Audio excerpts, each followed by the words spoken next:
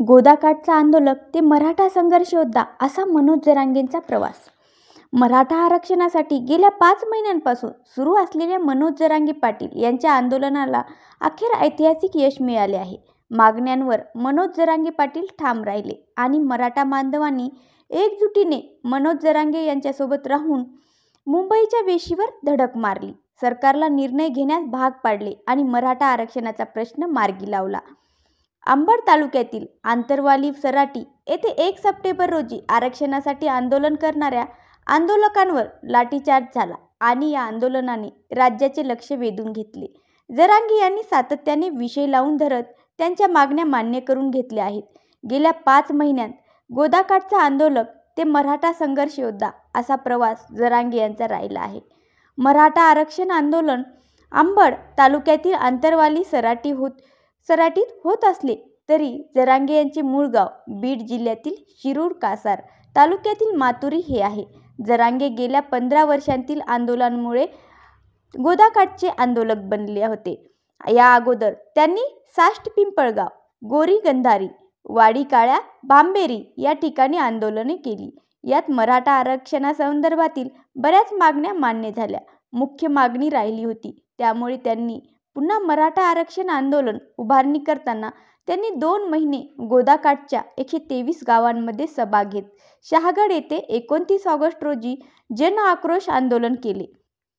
कुणबी नोंदीद्वारे जात प्रमाणपत्र मिळून आरक्षण मिळाल्यास शैक्षणिक शुल्क कमी होईल आणि नोकरीत आरक्षण मिळेल या आशेने जरांगे यांनी आंदोलन केले होते। त्यावेळी त्यांचे निवेदन सरकारतर्फे 3 मंत्र्यांनी स्वीकारावे अशी त्यांची मागणी केली होती। ती मान्य न झाल्याने जरांगे 29 ऑगस्ट रोजी आंतरवाली सराटीत उपोषणाला बसले। पुढे 1 सप्टेंबर रोजी आंदोलन चिघळले आणि लाठीचार्जनंतर हे आंदोलन एकाच दिवसात देश पातळीवर प्रकाशझोतात आले। महाराष्ट्रातील आजी माजी मंत्री नेते मंडळी हे सर्व आंदोलनस्थळी येऊन गेले। यानंतर गत 5 महिन्यात अनेक वेळा शिष्टमंडळ येऊन एक मागणी मान्य केली।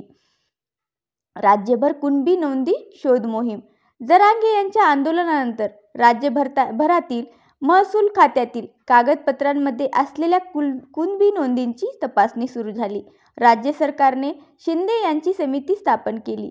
या समितीच्या मार्गदर्शनाखाली राज्यभरात कुणबी नोंदी शोध मोहीम राबवण्यात आली।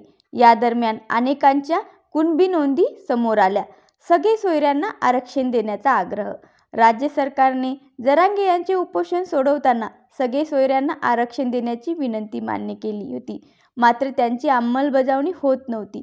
त्यासाठी आंतरवली सराटी ते मुंबई असा मोर्चा त्यांनी काढला। अखेर नवी मुंबईत मनोज जरांगे आंदोलकांसह पोहोचले आणि राज्य सरकारने कुणबी नोंदींच्या आधारे सगळे सोयऱ्यांना आरक्षण देण्याबाबतचे राजपत्र घोषित केले। अशा रीतीने मनोज जरांगे यांचा गोदाकाठचा नायक ते मराठा संघर्ष योद्धा पूर्ण झाला। तर कसा वाटला व्हिडिओ नक्की कमेंट्स करून सांगा, शेअर करा आणि चॅनलला नक्की सबस्क्राईब करा।